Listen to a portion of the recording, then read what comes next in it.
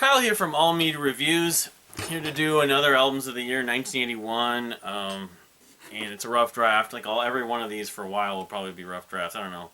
And I have to say, 1981, not the best year. I actually would say, because I haven't spent enough time with a lot of albums on this list, of course, but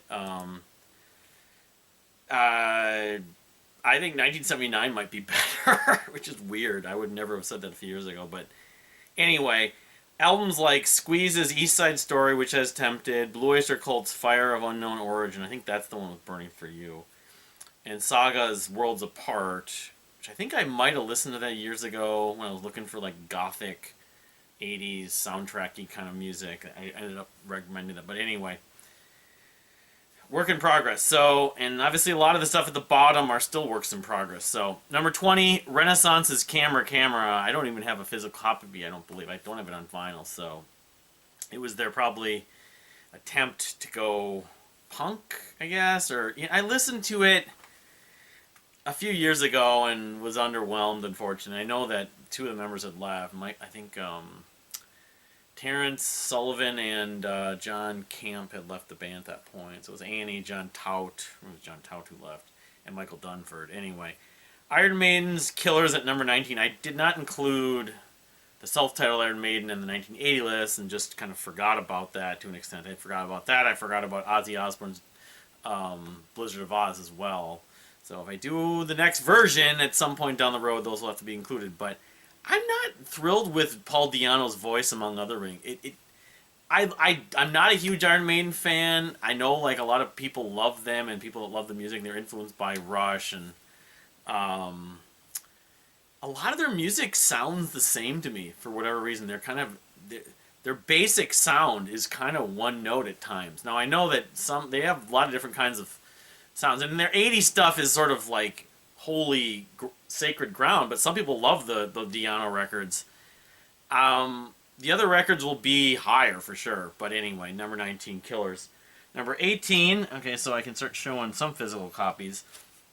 Bob and Doug McKenzie's Great White North record, which of course includes the great Take Off track which features Geddy Lee. I mean, it's a comedy album, but it has its charm. I don't know if this has some of the stuff they used on that Christmas thing too, but anyway, I love Strange Brew, the movie. When I ever get around to do my movies in X number of months, that will be on the list from that year. Was right around this time in like 80, it was like 81, 82. Anyway, Take Off You Hoser, number 18. Let's see here. I think it does. Let me just verify that. I'm pretty sure. It's the 7th track on the first side. This is our album mate. Yeah, I mean, it's a soundtrack, but it's funny. I mean, that's from SCTV, of course. Rick Moranis and Dave Thomas. Number 17, Duran Duran's self-titled debut album. I like a lot of Duran Duran. I think of them more for their songs, their singles, than their albums, but it features... It's an album that I've only spent a little bit of time with in full, but the hits I know on Girls on Film, Another Earth, is there something that I should know? I think those are the biggest ones, but yeah, I mean, it probably should go a little higher than this, but anyway. Number 16, The Dregs, which I know there's like, they went from Dixie Dregs to The Dregs, the Steve Morse, Unsung Heroes, which I think this is the one that has the track that I heard years ago on the radio on Digital Dementia. But anyway, I listened to it. I have it on my Rate Music account, but I can't tell. I didn't get a chance to go back to it, so it's number 16. Number 15, Genesis's Abacab, which some people think that this is far too low, especially considering the year. I don't know. I've never connected with this album. At least with the albums that followed, I kind of just understood this is them doing pop, and I know some of their pop hits. This album was like not sure what it was trying to be. I do like, what is it song? Keep It Dark. That one's very catchy. And No Reply at All was another single. It's just, it's kind of saccharine. It's just like, it's one of those, it reminds me of some of those albums that came out in 78, 79, where the band were definitely changing their sound, but they were still trying to hold on to some of it. Now with Duke, of course, they combined the two so well. This is a step down still, but I think people love this record. A lot of people that love. I know that I don't even have Three Sides Live. I feel like this is the album that I probably haven't even listened to enough to really know if I would get it well enough. But when I did, I just kind of. I know a lot of people hate that song "Who Done It," which I can understand, but yeah, it's okay. But that's why it's as low on the list. Number 15. Number 14. Subsequently, we also have Phil Collins' "Face Value," which has a lot of his early pop hits, including, of course, is the gated drum, which he used on Gabriel's album the year before. In the Air Tonight. It has, if every Phil Collins '80s albums has a bunch of hits, and of course you had the point where you would hear a Phil Collins song and you think it's Genesis, and you hear a Genesis song, you think it's Phil Collins solo. I know most people that love Phil Collins, this is still their favorite. Behind the Lines. If Leaving Me Is Easy. Tomorrow, he does his cover of Tomorrow Never Knows, which I don't think is that great. This Must Be Love. Anyway, I don't know. I mean, No Jacket Required may have had more smash hits, but anyway, still was, of course, In the Air Tonight it's probably still his most well-known solo song. So number 14, number 13. I think it would probably be higher if it was more of the sort of acoustic approach, but I have Robert Fripp's The League of Gentlemen, which is more Frippatronic bass. It has some vocals. It's more electric, so I mean, you could sort of tell what he was going toward with Discipline. Some of his other work and the stuff he did with Daryl Hall, of course. But yeah, I mean, I'm not attached to this record, but I still love Robert Fripp. But I really my passion leans more toward when he did the sort of orchestral versions of 78 guitars at once, which spawned off like the California Guitar Trio at one point. His school and all that stuff. The League of Crafty Guitarists. Let's see here. That's number 13. Number 12. Speaking of a lot of guitars and fusion, Fuse One, which the truth is I had higher a couple years ago when I made my list when I put it down. I was listening to this the other day, and a lot of it sounds a little too 80s jazz to me. Some of it's still good. It has a great roster, including Stanley Clarke, Larry Coryell, John McLaughlin, and Lenny White and Tony Williams. I had Larry Coryell, I believe, sign it there. The late Larry Coryell, rest in peace. But it's sort of almost like a fusion of 80s jazz from what this was coming from the 70s. I thought when I saw the list, it features Jeremy Wall from Spyro Gyra, but it's kind of half elevator jazz, half fusion, the fusion part. A little bit like what the stuff that Chick Corea did in the 80s with the electric band, which I've never been that into, unfortunately. But, it's still good. It's just not as good as I initially hoped when I was getting into fusion. This is one of the first records I listened to and bought, because I bought this, I don't know what year it was, 2003, 2002. It was before I was really buying vinyl regularly, but I have that at number 12. Number 11, so I couldn't find a few of the other records like my wife would have had. She might have Face Value, but because she has, I think, a little bit of Phil Collins. But Private Eyes from Hall & Oates, a favorite of my wife's. It features 3 big hits: the title track, I Can't Go For That, and Did It In A Minute. Did It In A Minute's a great track. It's very nostalgic. I like some of this. Some of it sounds like either John Oates is singing the leads, or Daryl sounds a lot different. They have some other guest vocals. I'm not as into those, but a couple of these are very power pop-ish, like Head Above Water, I think it is, or Tell Me What You Want. Tell Me What You Want. It's a good record. Hall & Oates is a band. I just know their singles, like a lot of bands, like Duran Duran, or even. So I probably still, I've always wanted to listen to more, and my wife has everything by them. She's been a fan longer of them than the Monkees, so she has everything they've ever done. So that's number 11. Number 10, Prince's Controversy. I was just listening to that today. I know the title track, it's like 7 minutes. It's Prince doing some more electronic groove funk stuff, like if he was using heavy reverbs on his first 3 records. I think it's better from a production standpoint. Some of it is pretty sexual, although I always known that about Prince's music, but it's just a slight step up. I mean, having it this high is more of a product of the lack of depth of the year for me at this point. In my sort of process to dig deeper into the year 1981. But and besides the title track, I mean, the lyrics are very controversial. I mean, he accomplished what he was going for. What did I have? I had tracks like Private Joy and Do Me Baby. Again, the musicianship I like and the kind of mood, but the lyrics, and some of it is sort of, we're listening to adult content, but it is what it is. It's decent. I can see Prince kind of going step by step, improving his production and some of the style of music, that Minneapolis kind of funk sound that he was like the forefront leader of, which led, of course, to bands like The Time and Alexander O'Neill rather, and some others. Others outside of Minnesota, actually, like Ready for the World. Let's see here. So that's number 10. Number 9, Journey's Escape, which I know so many songs on that record, but the deeper tracks I'm not as familiar with. Of course, it has, I believe that's the one that has Don't Stop Believin', and it has, where was it? I was in there just a minute ago.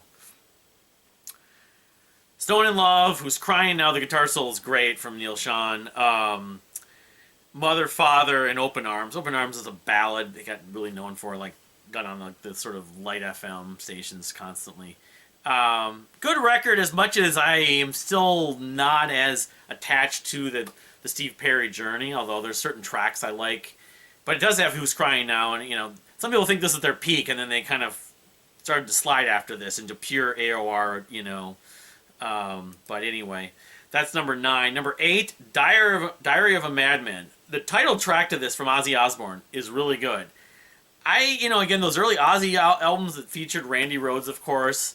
I didn't include Blizzard of Oz, which that's the album that had more of his hits. It had Crazy Train and, what did I put down here the other day when I was going through this album again? Little Dolls and Flying High again. Everyone knows that.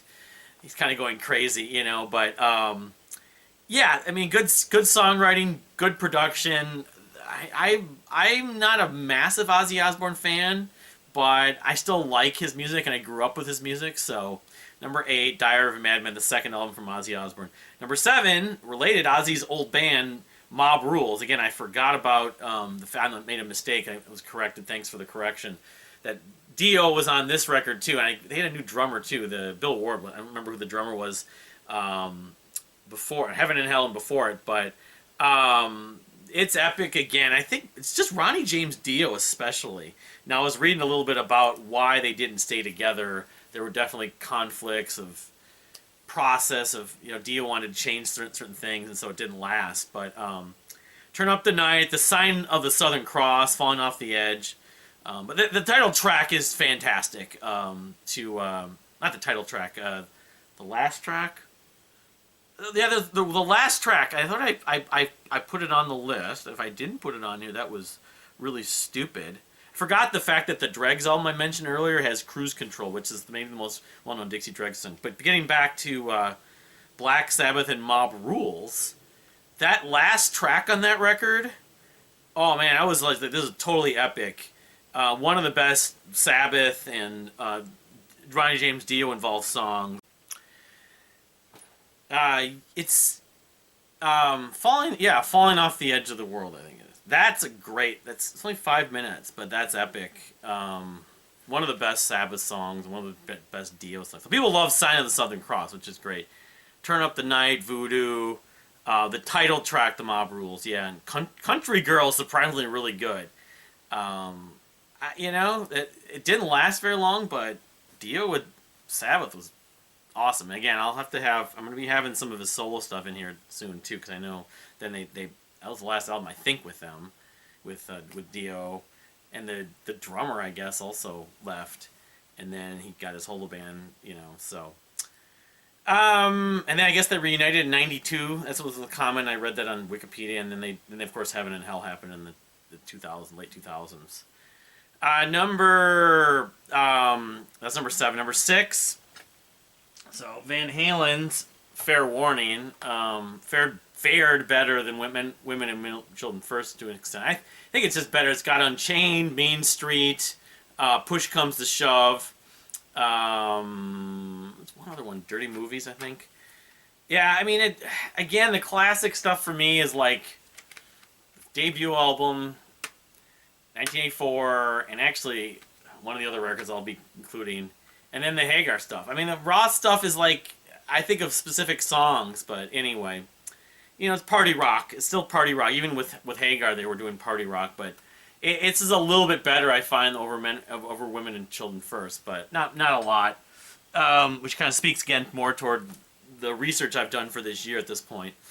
So number 5, King Crimson's "Discipline," almost by default, because King Crimson's "Discipline" is an album that a lot of people love. Of course, they're reinventing. They were going to call the band Discipline. Tony Levin and Adrian Belew join. He brings back Bill Bruford and with Robert. No, I think of it best for 2 tracks: "Elephant Talk" and "Frame by Frame." Which, especially "Frame by Frame" is pretty catchy.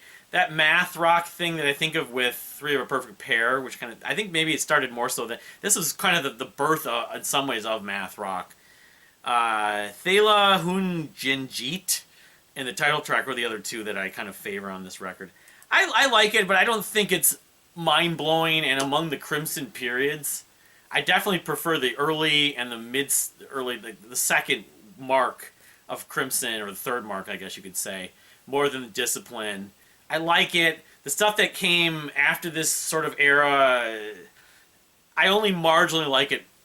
I think they were more about albums, and it seemed like I think of just specific songs more than albums with Crimson. But number 4, so we have a couple of live albums at the end here.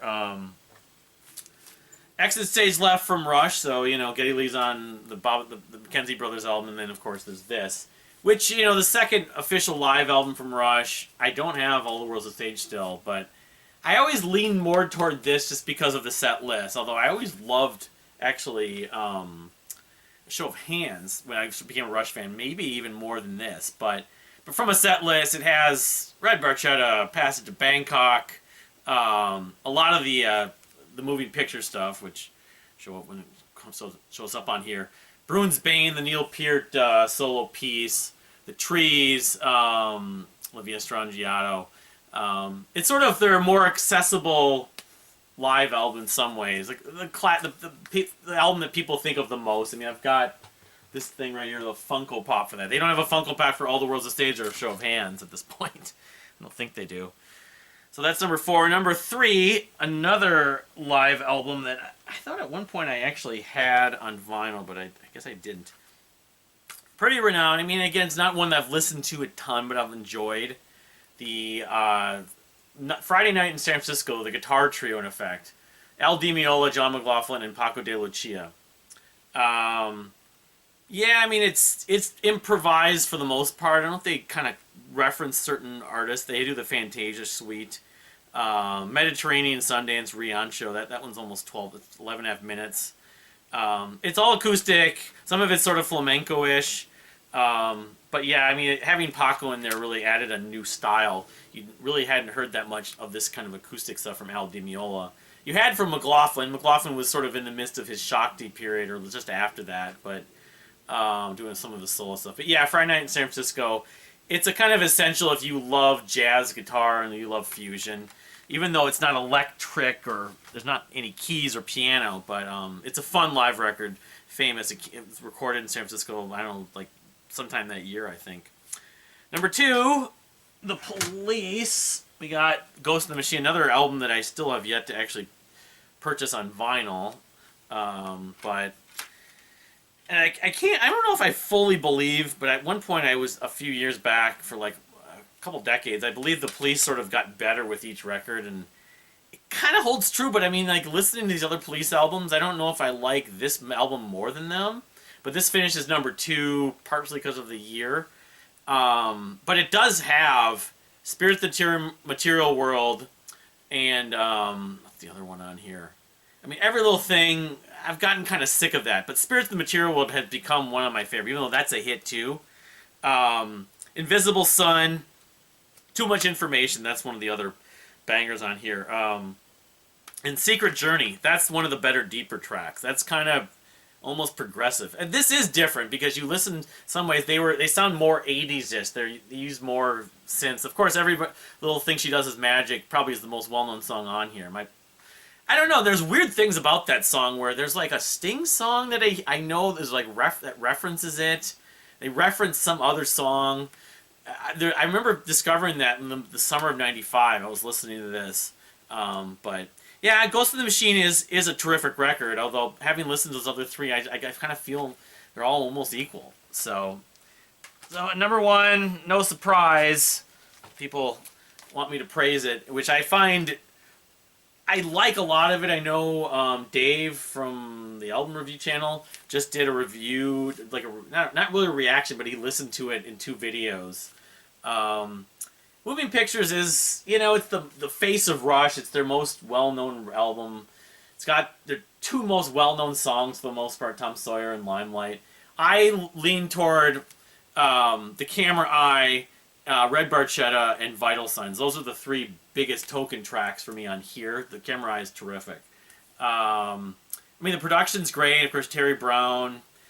Of course, it has YYZ or YYZ, their most famous instrumental, more famous than La Via Strangiato. And Witch Hunt isn't bad. It's not really about a witch, though. It's more about soul society, like the metaphor of a witch hunt. Of course, you have Dumpy, the former president, frequently using that term. But, I mean, it's a great record. In the canon of Rush's catalog, it's not one I pull toward or think of right away because it's been sort of force-fed through the pop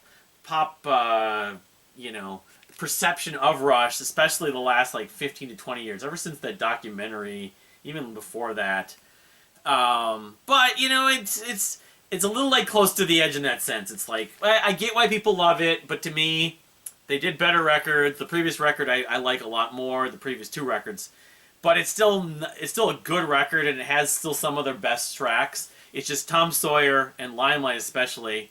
I'm not sick of them like I'm sick of Black Dog and Rock and Roll from Led Zeppelin, but I'm still kind of tired of them. I mean, I know Tom Sawyer had sort of like a reinvigorated love for right on the time that Rush came back when Neil came back. But anyway, that's it for 1981. What are your top albums from 81? Again, it's a rough draft. My intention is with most of these years, at least a lot of them, I'm going to end up doing them again, but it could be, well down the road in a few years, probably. It could be next year. I don't know, depending on time. But I know there's many records I didn't include, or some of these records I might feel slightly different about, like the Hall & Oates record. So thank you for watching. Please subscribe, leave a comment, ring the notification bell, and we'll see you next time.